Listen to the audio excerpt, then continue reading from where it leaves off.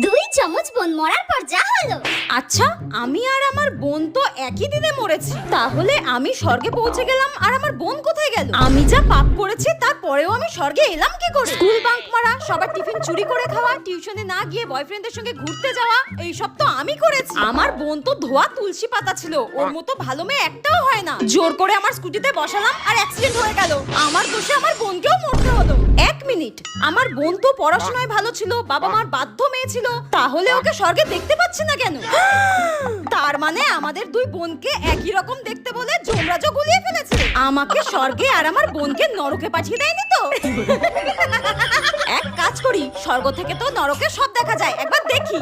এ কি, এটা আমি কোথায় এসে পড়লাম? কি গরম এখানে, মনে হচ্ছে অগ্নিকাণ্ড হচ্ছে এই জায়গায়। তার মানে আমি মরার পর আমাকে নরকে পাঠানো হয়েছে। নরকে যারা পৌঁছেছো তাদেরকে গরম তেলে